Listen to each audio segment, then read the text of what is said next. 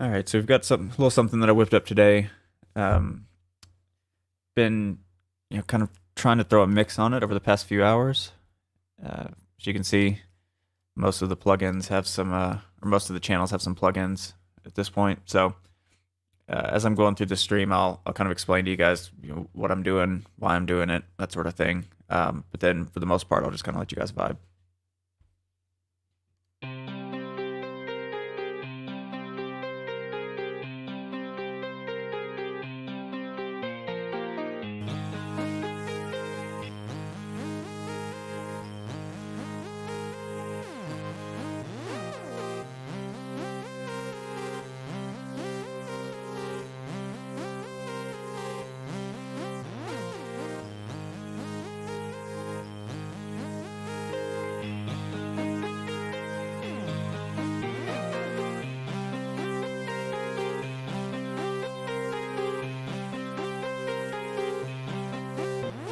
So this one's kind of interesting.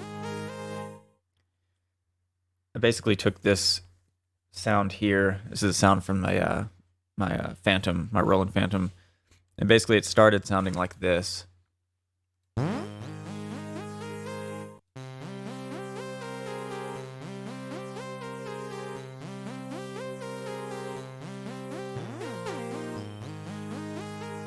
It sounds a little thin and tinny. More than anything, because I already had these two guitar sounds playing, and the transient sounds from the guitar sounds were, kind of had the ability to kind of overtake whatever other sounds I had in the beat. I wanted to eliminate some of the attack from this sound here. So if you hear them all together without the plugins that I added, it can be a little overwhelming in the context of the beat.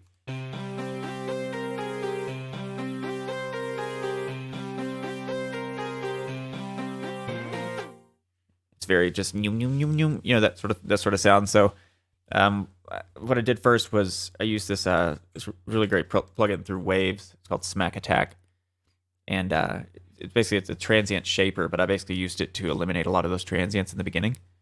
So it eliminates a lot of the sound from it. So I'll play it before and after.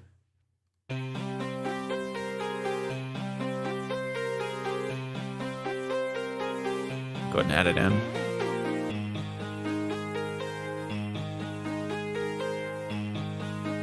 Much more smooth and flat.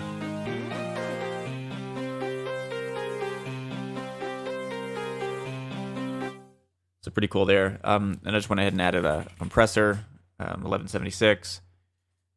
So I'm taking about 5 to 7 dB. A really quick attack to kind of squish it down even further.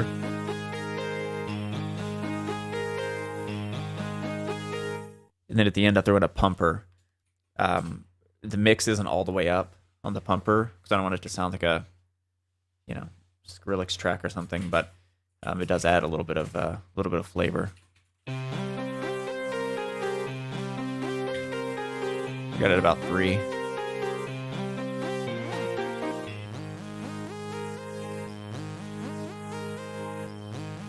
Adds a little waviness to it.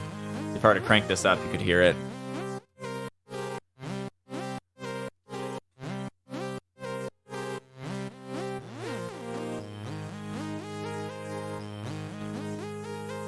So, it's the little things.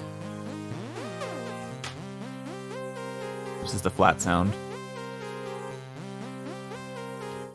with the plugins.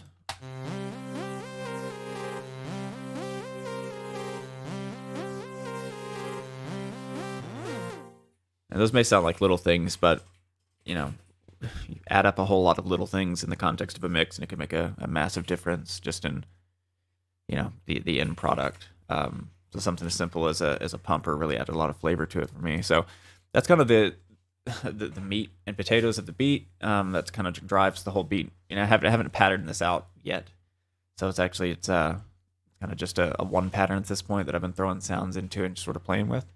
So that's kind of what I'm doing right now. I generally pattern beats out and mix at the same time, unless I know there are going to be like specific vocals on there.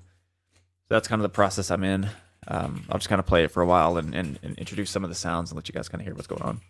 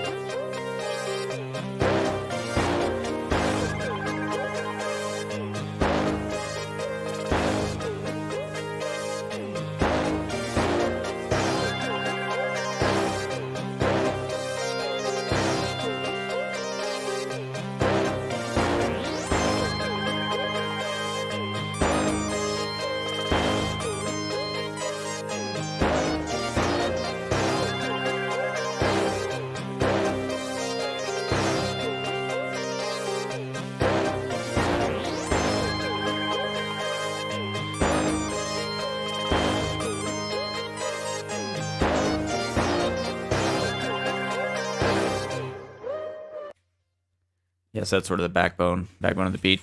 I'd say the big brass sound is probably the money shot of the beat, and pretty much every beat has that one sound that you really couldn't do it without. That kind of drives everything. Whereas, you know, the guitar sound and the initial synth sounds that I was showing you in the beginning are kind of what lay the foundation for the beat. Without this brass sound, it would just be boring, right? So I've done some processing on the brass sound itself. I'll go ahead and just isolate that for you.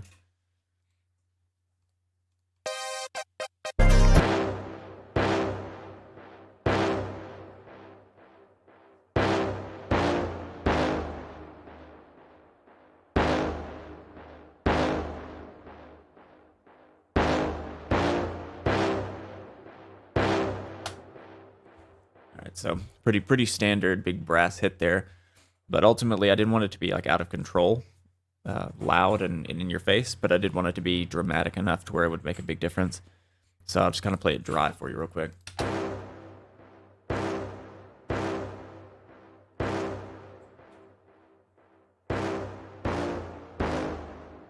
And basically just added a 76 compressor. Gives a little body. Keeps it controlled.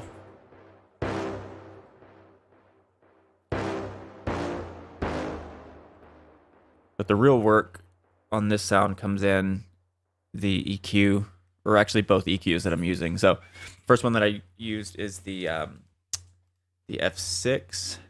I'm not really sure what's going on here with this one, because that didn't look like I'd used this earlier. Maybe something messed up. Oh, okay, yeah. So I used a yeah, okay. So I didn't actually write the curve. I did it another way, so you can see here.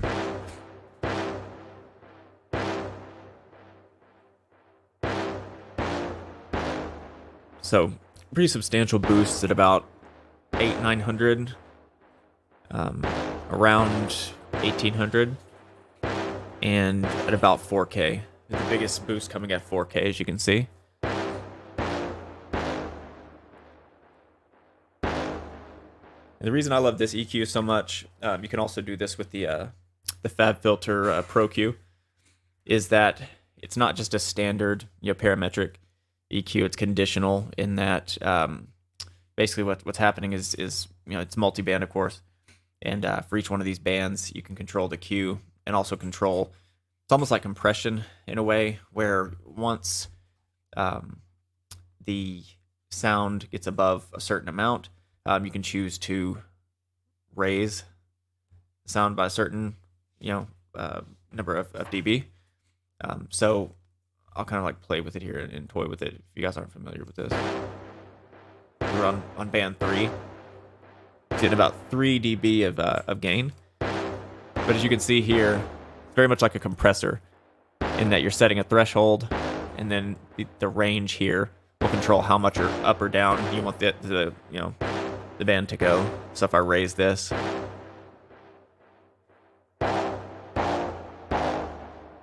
pretty cool. So that's pretty much what I've done with this. That gives it a lot more bite. Sounds very flat here.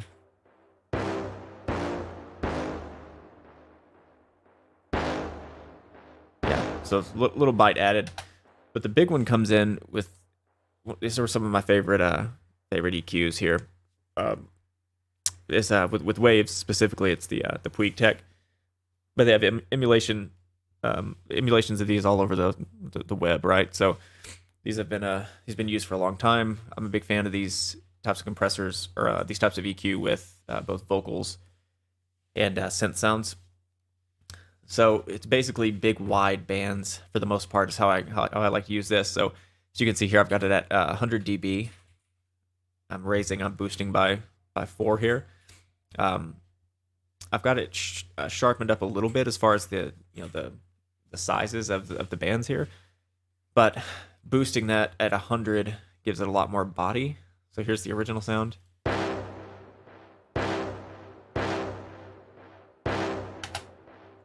And then when I engage this and boost that by 4 at the low end, at 100, hear it here. Even if I eliminate what the high end's doing at this point, because I'll go over that in a second. But even if I eliminate that, you can just hear the low end difference.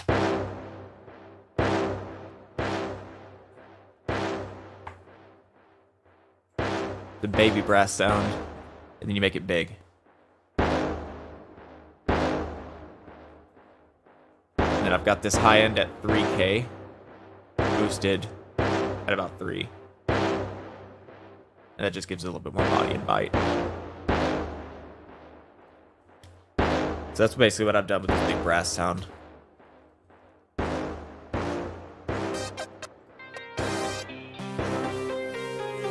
It's before. After.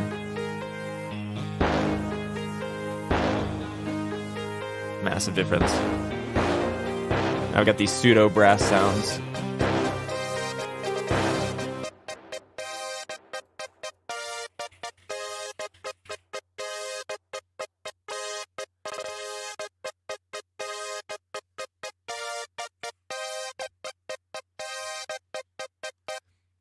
And again, this is a sound from the Phantom.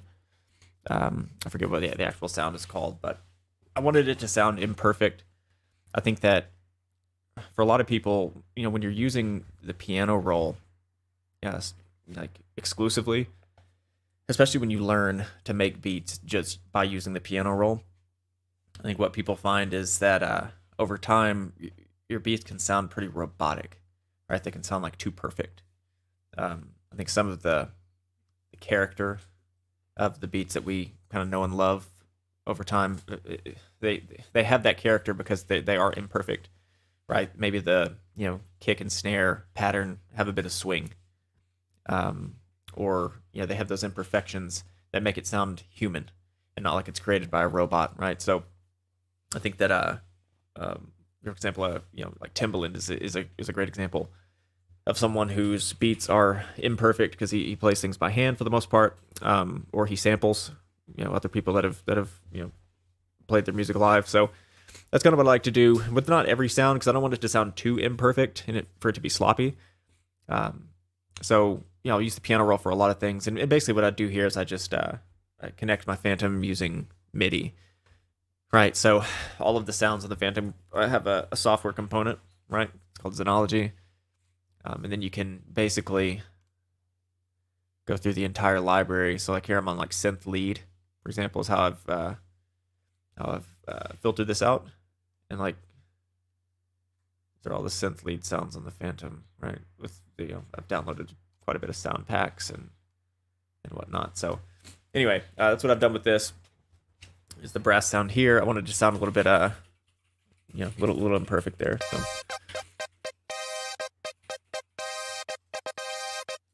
My amazing keyboard skills.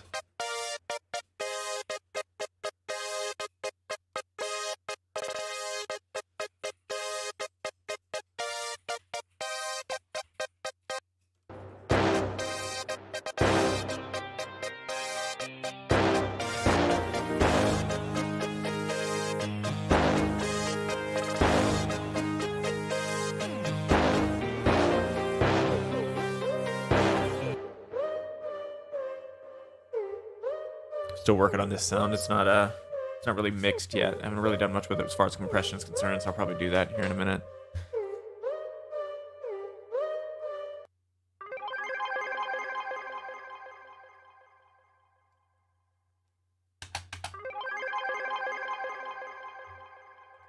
Also, as you can see here, I mean, usually whenever I'm mixing a beat that has vocals and whatnot, I use a number of buses to route my sounds to give myself a bit more control. I don't have that done here.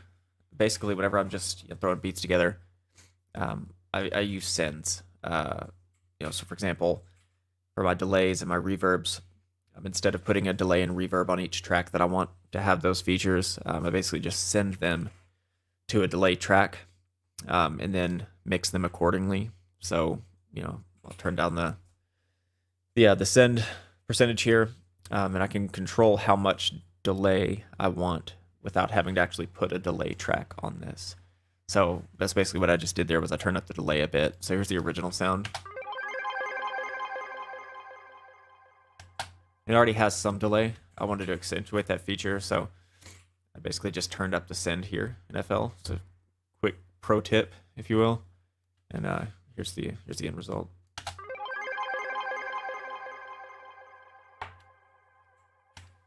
I mean, or you could turn it all the way up.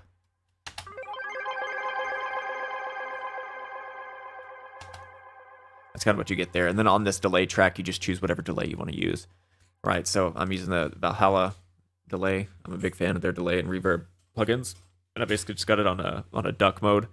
I'll turn the mix all the way up because this is a send track. And that's how you do that. So if you see me doing anything with these delays and reverbs, that's what I'm doing.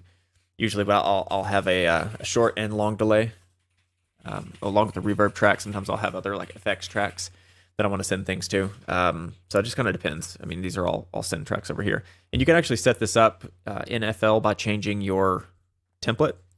So anytime you start a new project, you can have it set up to where you have just a delay and reverb send already there for you. And that way you can just throw whatever you want on there. So that's kind of the way I handle that.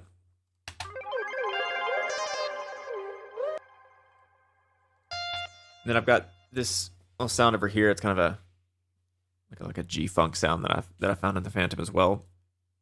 And I played this by hand as well. Just made to sound like a kind of a freestyle synth lead, right? So just something I'm going to throw under in the hook, I believe.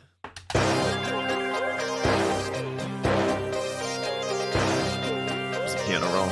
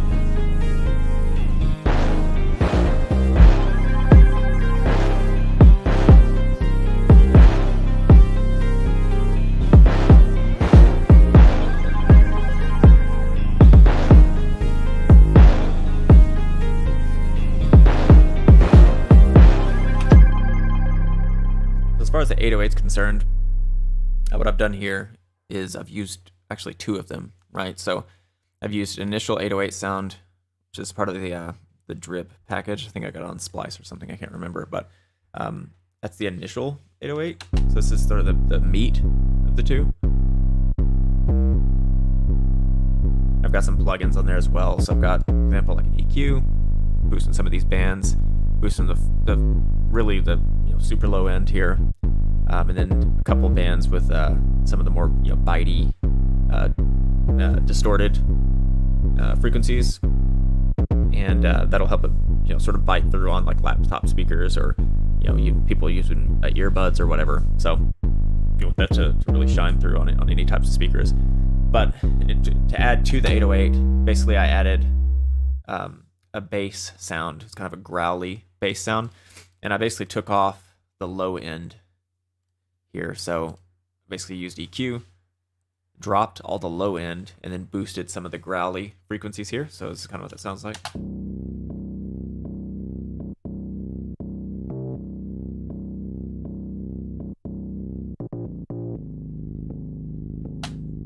If I get rid of the EQ, this is what it was like before. I mean, it's got all these other plugins on it, but you kind of get an idea.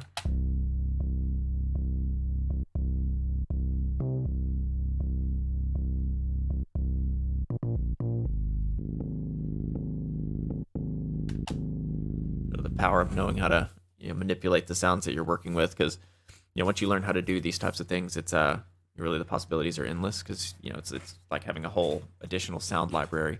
Whereas if you don't know how to do it, you kind of have to find a sound that sounds like that, and you're gonna be scouring through Splice for 3 hours trying to find something that's suitable. So when you add them together, it basically has the kind of the meat 808 with some of that I guess flavor thrown on top, right?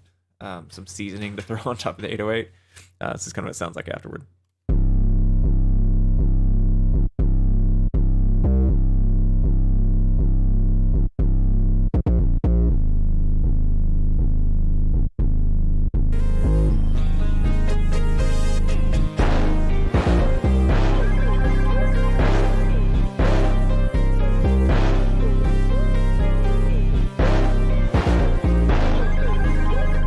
I kind of wanted to give it a mean sound, sort of growly, angry 808. So basically, additionally, I've found a ton of different like percussion sounds that I've thrown in, and these are the little things that I like to do to give the beats that I make some character, right? Because I feel like when you go online and you listen to people produce on like YouTube and whatnot, a lot of their beats sound just alike. They sound the same. They sound super generic.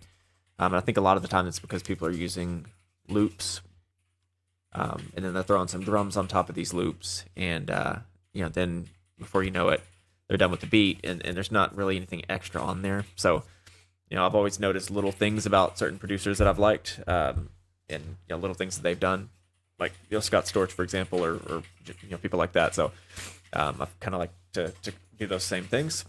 So I found a bunch of percussion sounds here. I'm going to kind of like play them for you and sort of show you how I built around a few. So that's kind of what they sound like.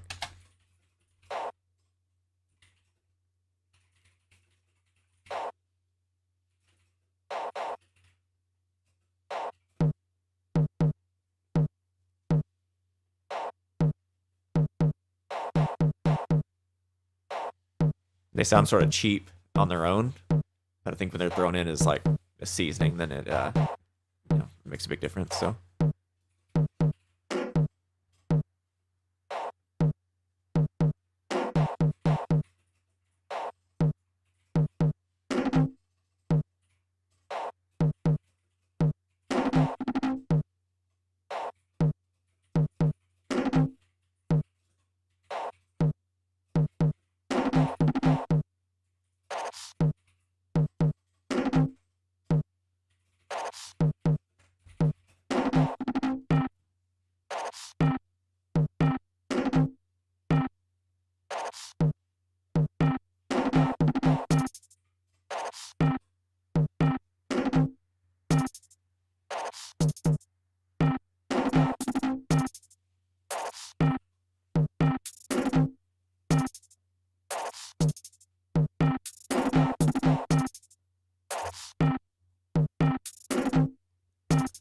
these sounds, I've tuned all of them to make sure they're in the right key as well.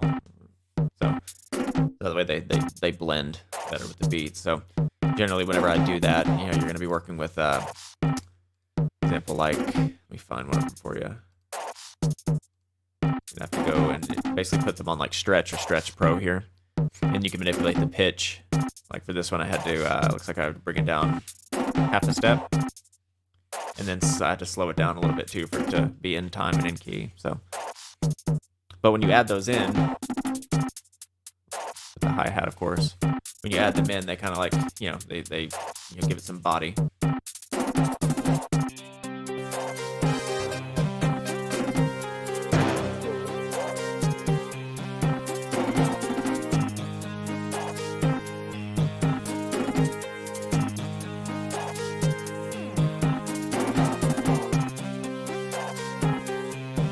I still have some work to do. I need to mix them a bit. I need to throw some compression on some of them, an EQ, and some reverb, delay and whatnot. So not quite done yet, but that's kind of where I'm at.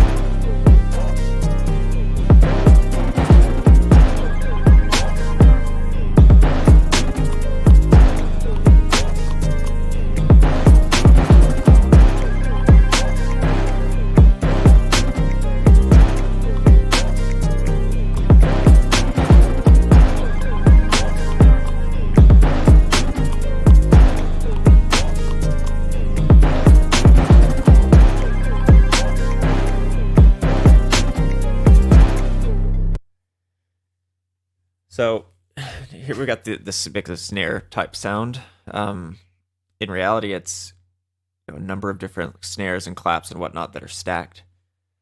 So sometimes you have to do this as well to give your snares and claps some, you know, originality, some uniqueness, some character, yeah, whatever term you want to use there. But basically, I'll kind of run through them individually and then kind of play the end product so you can see how that works and what you might have to do to make yours, you know, stand out as different. So this is the body. This is the main snare that I'm using. But on its own, it sounds boring. So I'll let you hear it on its own.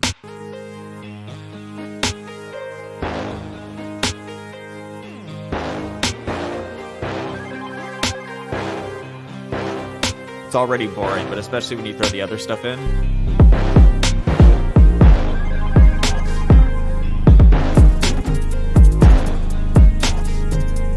Right? You could turn it up, but it's not going to help. It's still boring, right? So I've started stacking, right? So you got the original.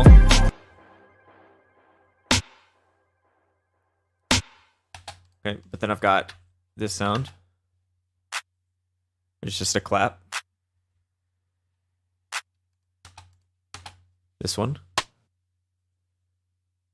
Super dry, kind of like rim shot sound. Get this one. Would sound absolutely awful on its own, but when you kind of mix them and stack them, it gives it a little extra something. We got this one.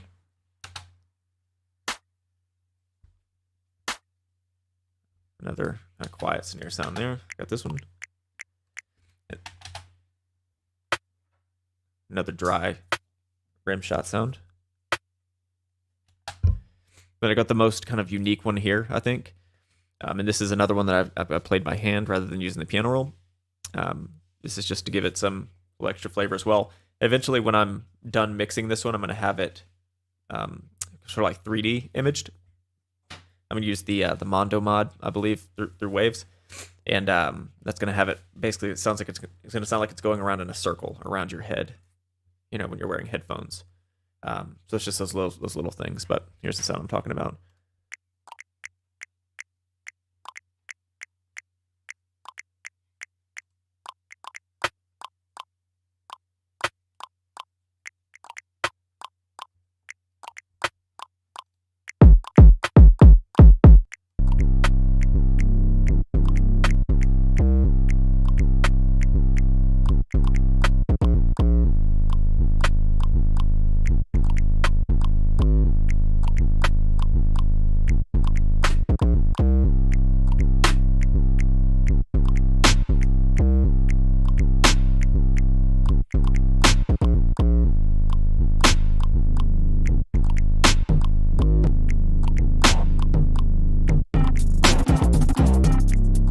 basically the percussion 808 and the snares thrown together. Kind of the end product there.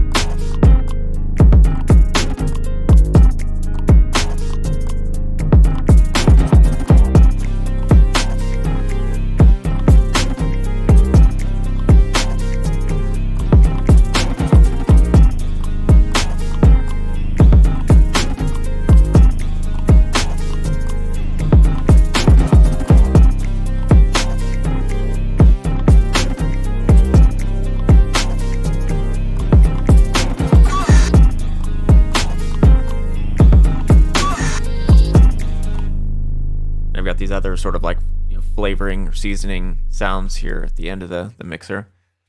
I'll kind of solo those out and play them for you. So I've got a pad here that's kind of like going to sit under the other, you know, main like melodic sounds.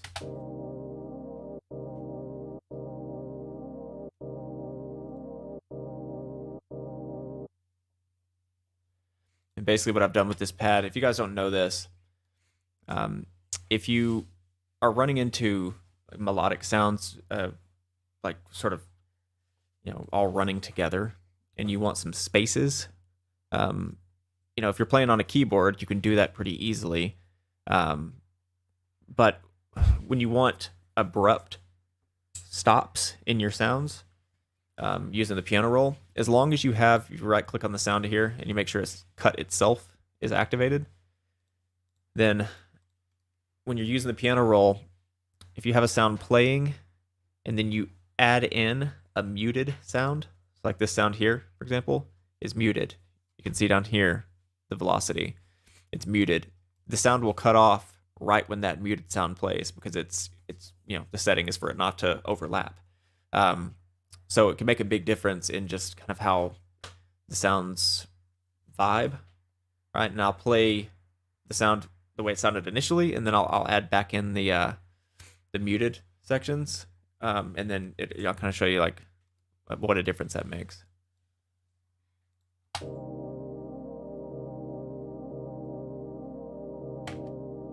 Okay, so it all kind of just runs together. Underneath the other sounds, you wouldn't even be able to tell that there was any spaces there, you know? It would all just sound like one continuous sound. But when you add these muted notes in, it'll give you this vibe.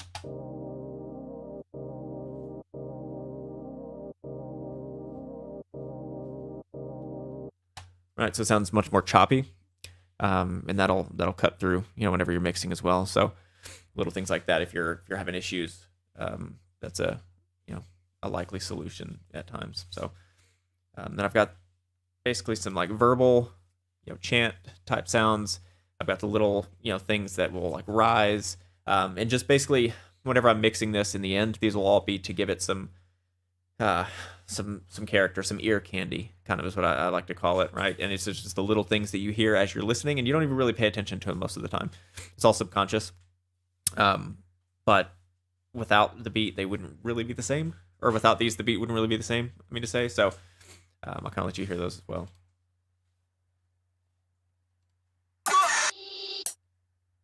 Got the metronome playing too.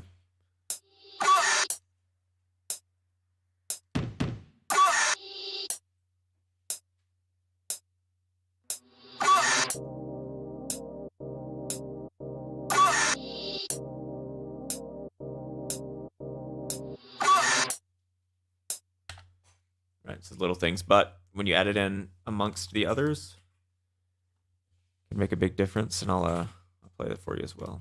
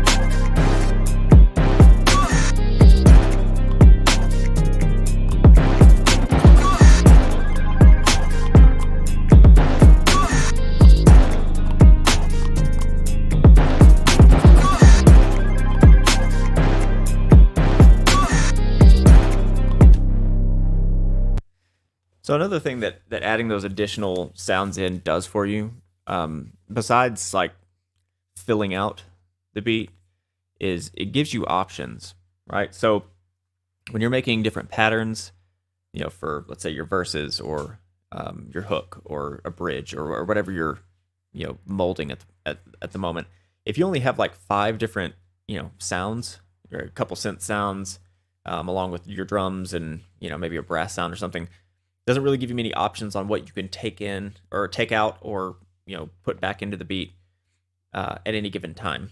Whereas for me, you know, I generally will have like 40, 50 sounds here on the mixer board or more. And yeah, I mean, it makes it a massive like pain in the ass to mix sometimes, right? Because it just makes it harder.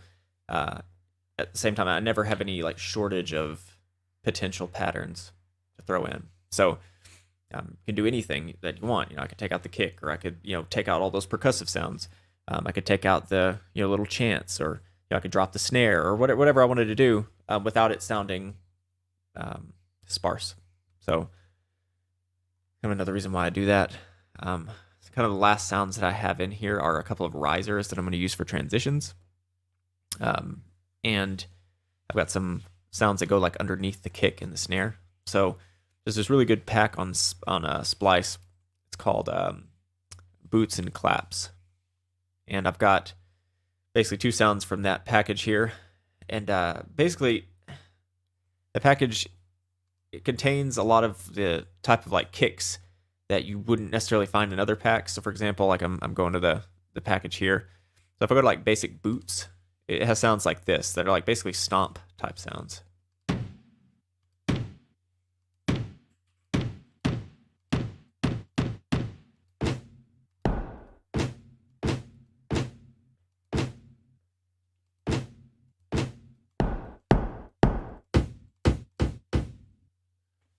So this can really make it sound, make a beat sound epic. You'll find a lot of the times people will use those in like big, like massive cinematic compositions. You know, you can just like hear like a Hans Zimmer type composition will have these a lot of the time. In addition to that, they've got their clap sounds, which are, as you can imagine, probably kind of like epic. You know?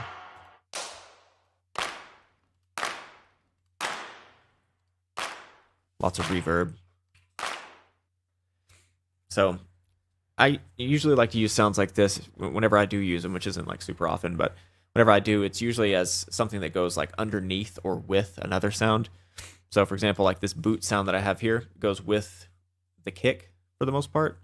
I mean, it's not the exact same pattern, but it's pretty similar in that it gives the kick within the context of the mix. You don't really hear this sound. You just hear a more well-defined, unique kick. So.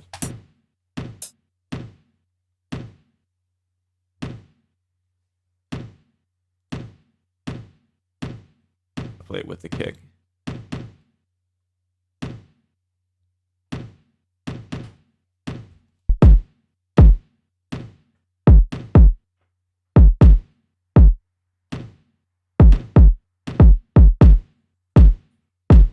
I've got a little clack sound as well.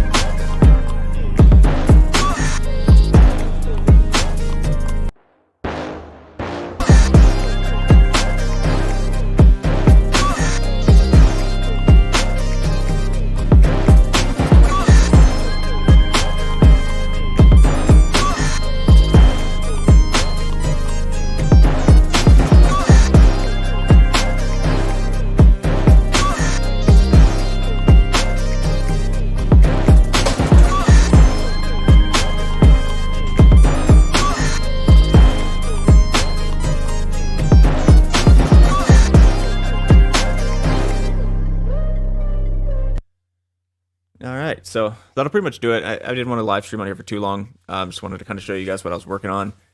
If you have any questions, you can always reach out here. Don't forget to like, subscribe, comment. You can also go to my website, which is producedbyvargo.com.